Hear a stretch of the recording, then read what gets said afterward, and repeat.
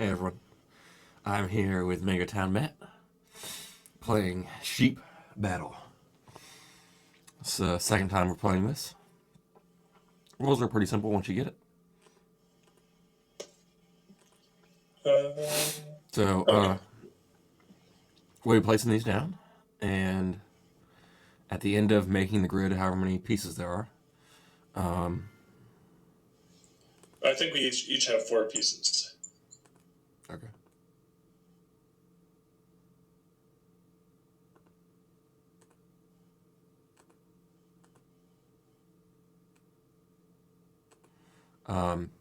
We'll place a stack of sheep on the outside, and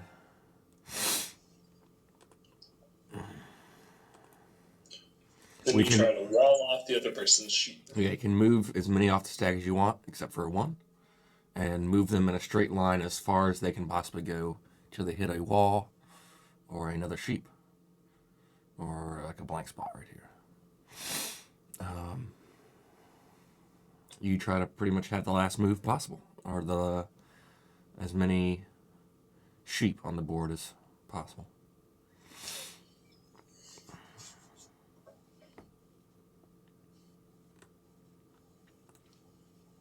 Oh, it says Cinco. Did the opening say Cinco? Nope, it says Battleshoot. All right. Yeah, I still am not super sure on the strategy of like building a board here. Yeah.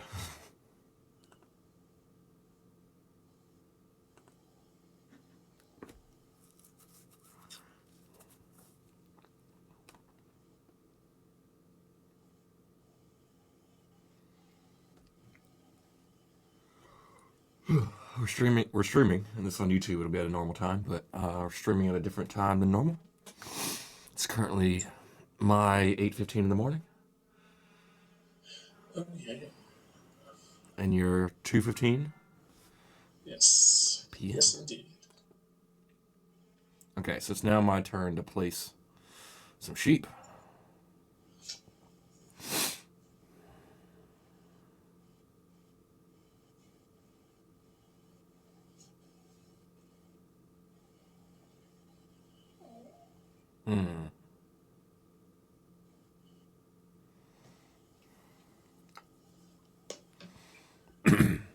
Yeah, it's going to be a tricky board with these walls. I have to stay away from that bottom right hand Yeah. corner.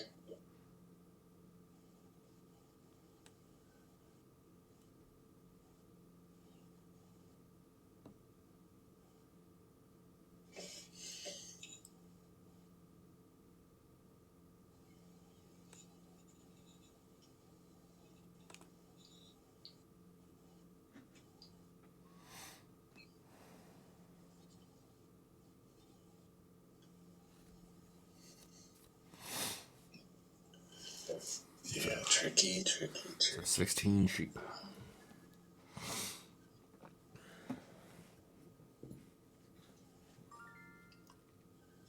Nice. Yeah, let's see if we can make this work.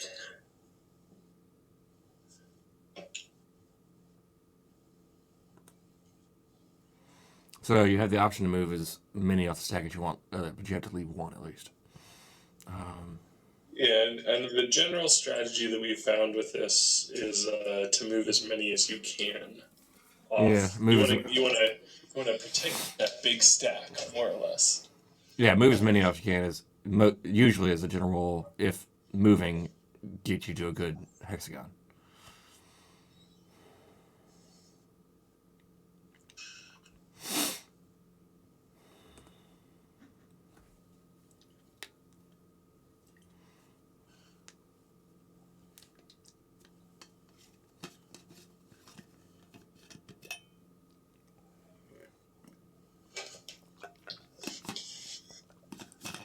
So I looked at a few Carcassonne expansions yesterday. I read over them. Which ones did you check out? The one that I liked was the Mage and the Witch. Yeah. Have you played that one? I played it a little bit. And I tend not to play too many of the expansions that are that make Carcassonne more cutthroat, I guess you would say. Yeah. But also the other thing that we were kind of having trouble with is they don't really tell you which is which. Okay. So you're going to be like, well, I hope the purple one is the witch.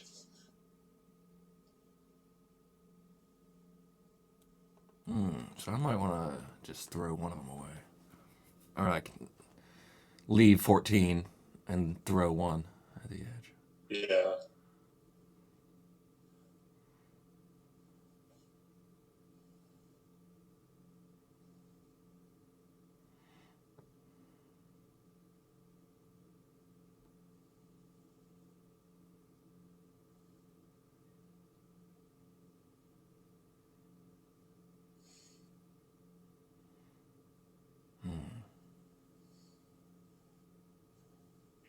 Yeah, I'll confirm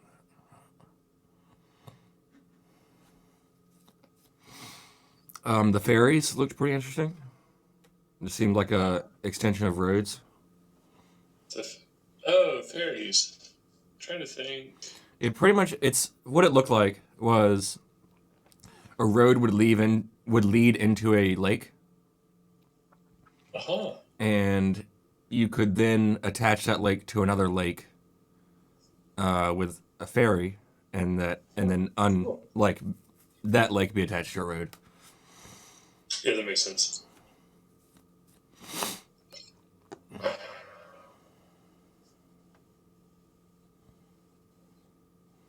And then the mini expansion, it pretty much just Yeah, that one is good. it pretty much just adds new tiles. I don't think it adds any game mechanic. Yeah, that sounds about right.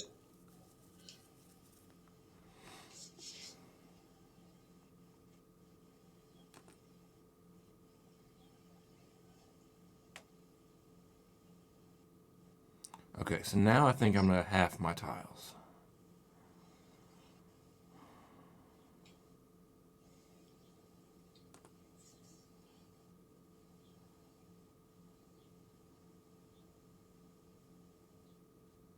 Maybe a little less than half.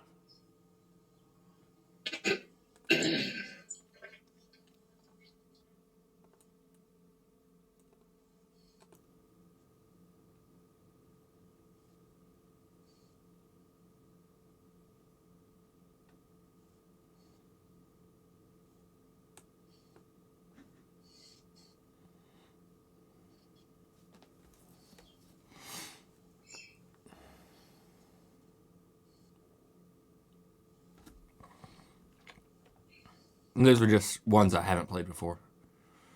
I've wanted to do the Count of Carcassonne, but it seems a little confusing.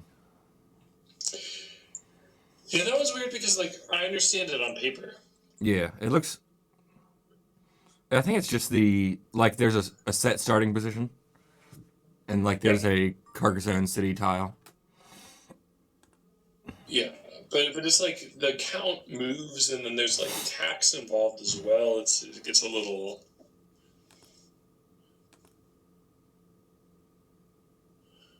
tricky because I don't think I've tried to play it before and I don't think I've ever seen the count actually move.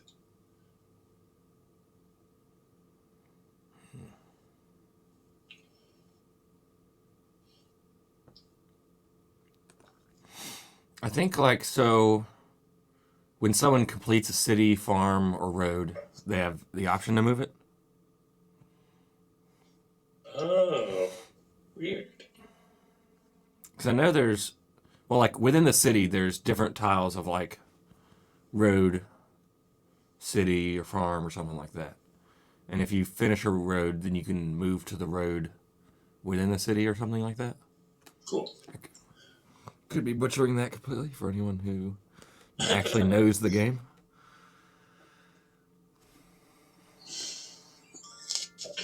I goofed early on. Yeah, I got you. I got you on that one.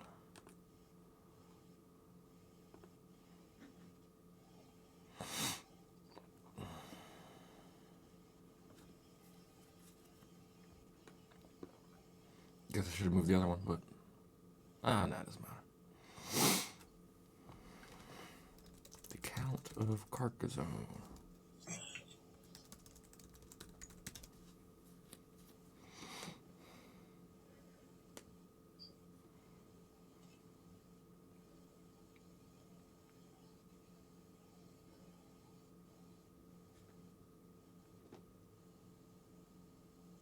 When a player places a tile that causes scoring... Okay, this is interesting. Yeah, that's probably why it never came up. When a player places a tile that causes scoring for another player, but not for themselves, they may put a follower in one of the 4 regions of the city. Ah. What does that do then? They may also move the count to a region, imprisoning all followers in that region. Each region corresponds with a scoring method. So that was the road. When a feature of that type is scored, the player may move their follower to that feature to share in the scoring or even prevent other players from scoring. So maybe like if I finish a road, if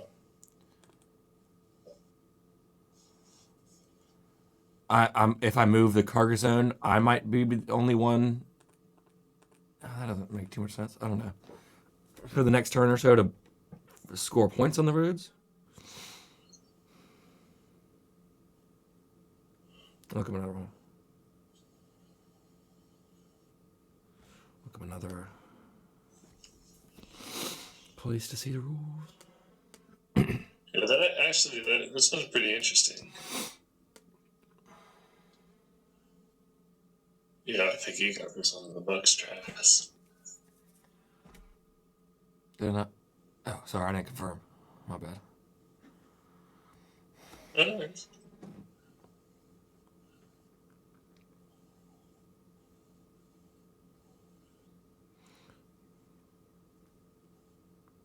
Yeah.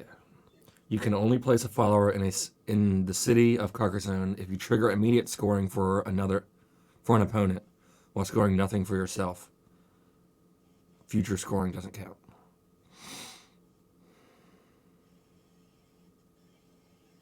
Say what now? Just like you can place a follower in this main Carcassonne city if you trigger scoring for your opponent while scoring nothing for yourself, and future scoring doesn't count. Huh.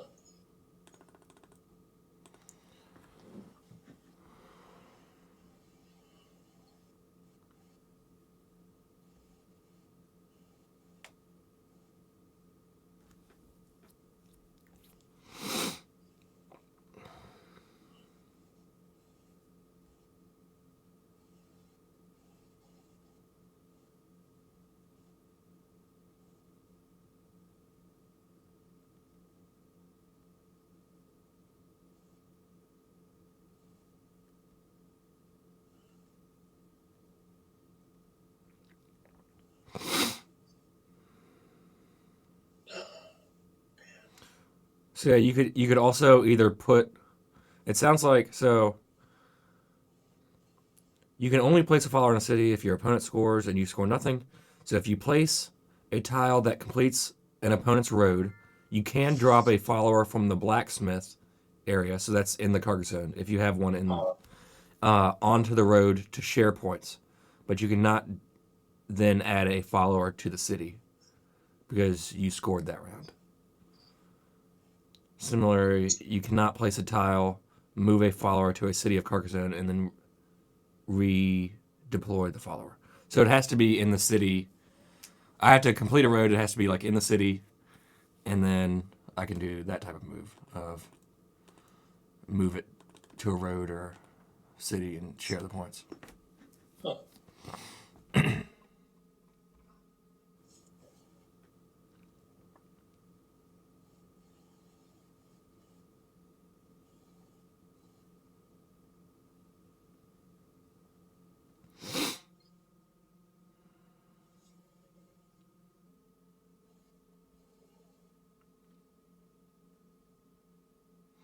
You can have more than one meeple in the city. So like I could finish 2 roads, have 2 meeples in the blacksmith, and then you can move all of them onto a finished road. Okay, Okay, that makes sense then. And you get all those points. So it says, sorry, I'll just go real quick. Yeah, I guess then you really have to balance. So on subsequent turns, if you have a meeple in the blacksmith quarter, which is the roads section, you can move into a current scored road. After redeploying all the meeples from the blacksmith quarter, the majority is determined. After that road is scored, note that if you have more than one meeple in the blacksmith quarter, you can move them all onto the unfinished road. If you already have a meeple in the blacksmith quarter and add a tile that closes your opponent's road, you may either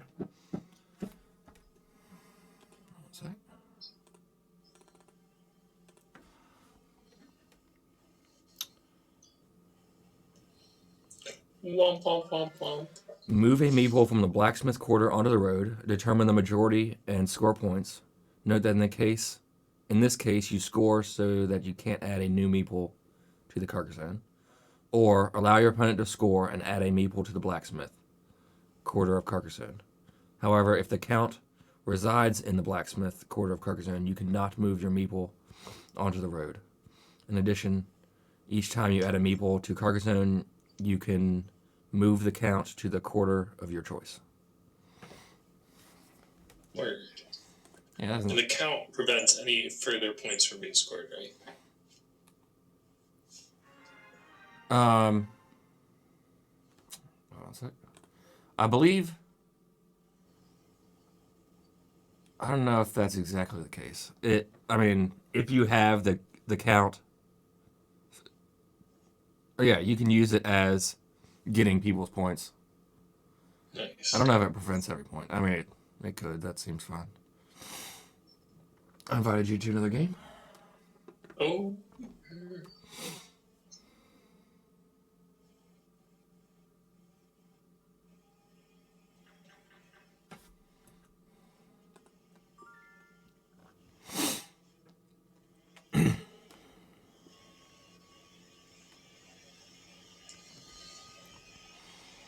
So this is one thing I haven't really thought of a lot, but like, there's people that just like create board games, and I know Mike has mentioned it before. But like, there's people that just work for companies, and then like underneath the company, they sell like it's different board games. Are they in charge of making and selling? I mean, Or just making. I wouldn't be surprised, but I mean, and, just making would be sweet. Having to make sales on top of that would be awful.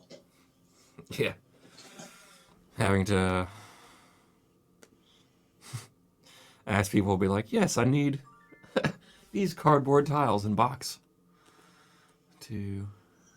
Don't you want to buy this many? I don't know if I'd want to be in the business of, or at least main business of like trying to sell things to people, I guess. Yeah, no way.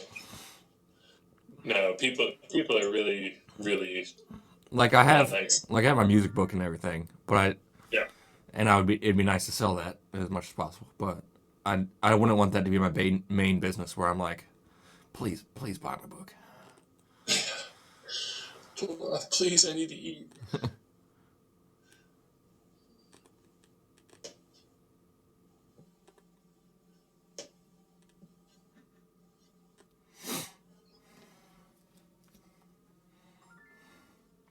But hey, if you want to buy a book.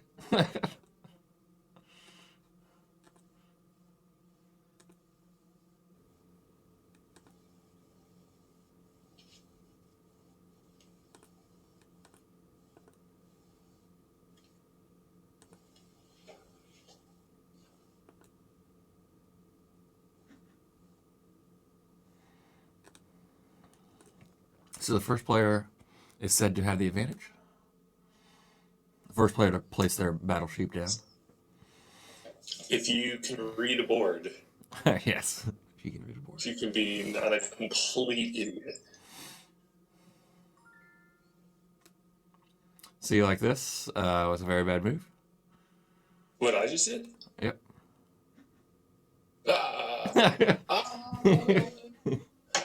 Yeah. Oh, actually, you can get out of it because I can't trap you. I can't move to the. So you can't trap me immediately. Yeah, But what I need to do then, and I've made the same mistake yeah, before, move all yours. Yeah. move all of them out.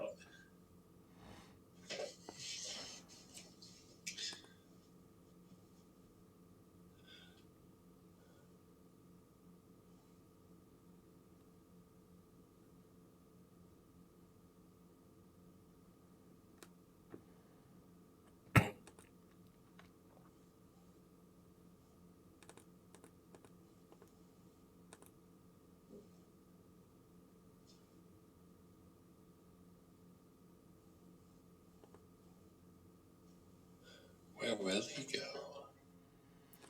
Trying to decide on how many I should move. Because I could leave one behind, or two behind actually, and not be that big of a deal. I think even if you left a little bit more than that, it might not be too bad. Two. Threaten the sheep. Oh.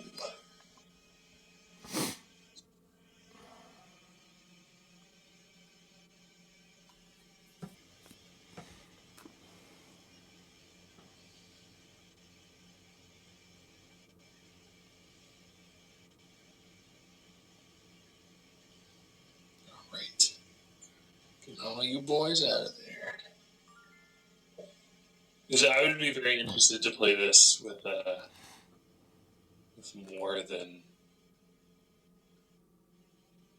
more than two people. Yeah. Same.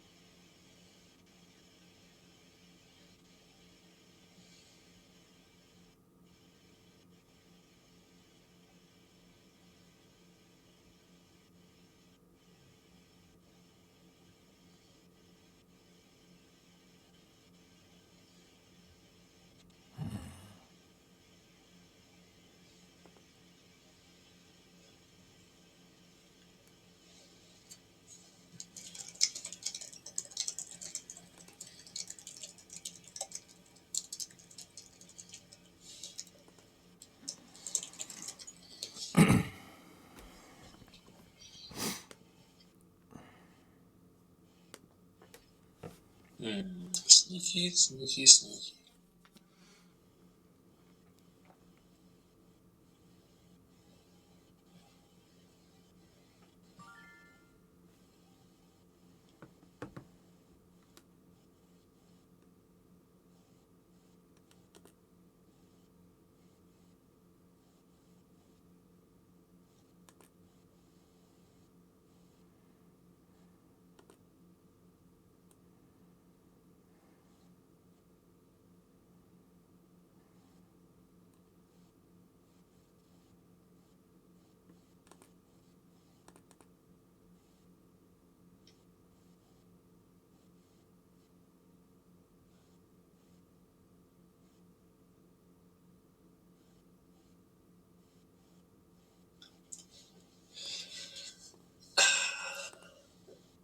This is the hard part, is like, you gotta figure out all the different options for all your different stacks, and all the possibilities for where.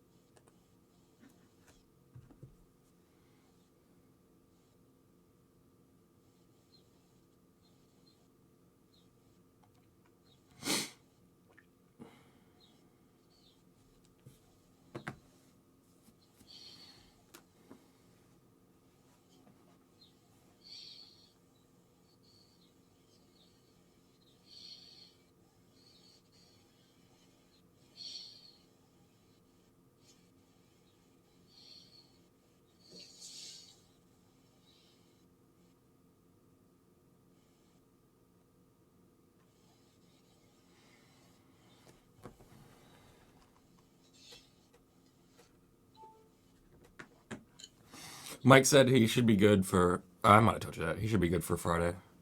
Cool. At 11. I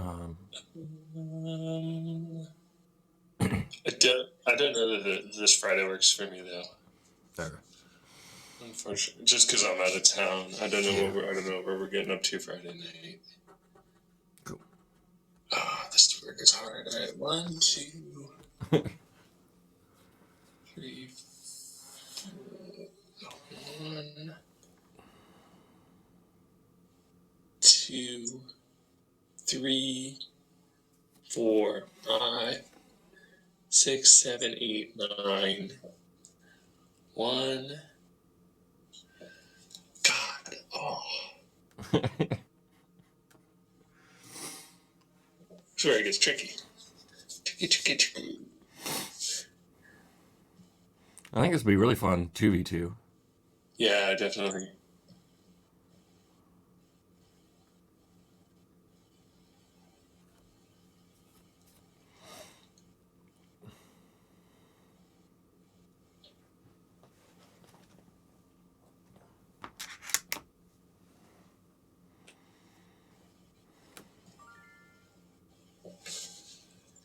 Nice.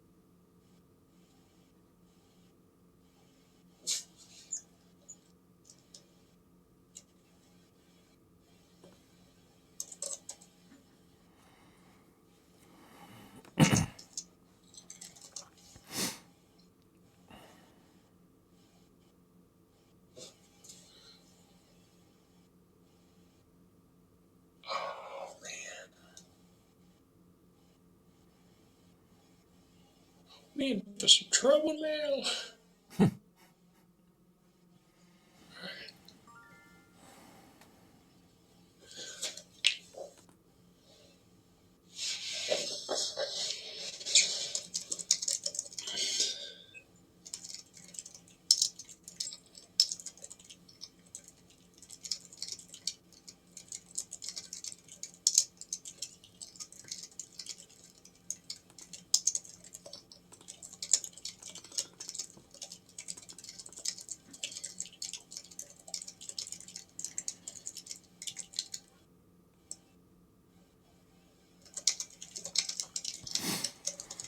Whew, I think I got this one.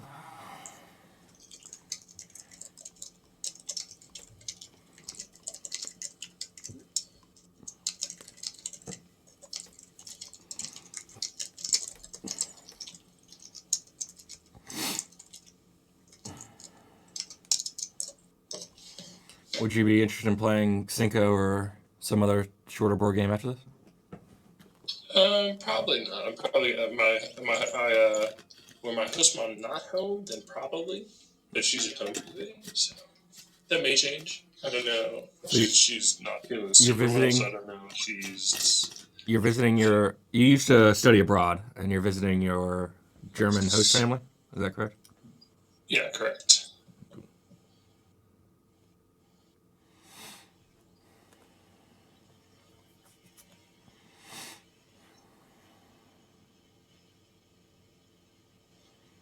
Didn't you have a two host families? Was this?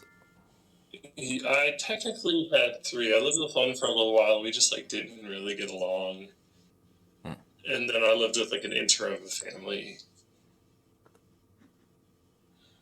So this is your second family in Germany? No, this is the one that I lived with for the longest time. No.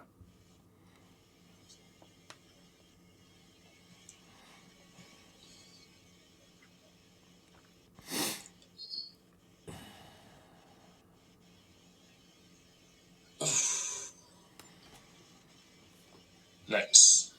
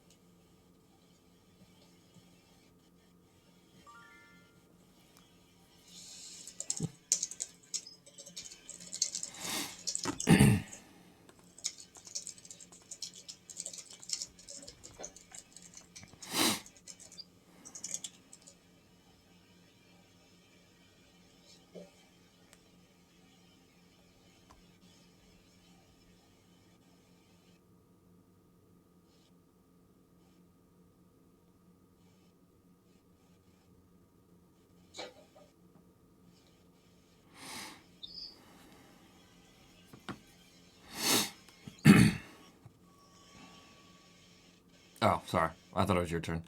It was my turn again. Okay. So we had the same amount of sheep, but he couldn't move. But so I had to technically move again to increase my number of sheep because that is the winning condition, I believe, or amount of number of tiles. You want to call it there? Yeah. Cool. So Battle Sheep, the second time we played. Hope you enjoyed it. Fun game. Check it out on Board Game Arena. Goodbye.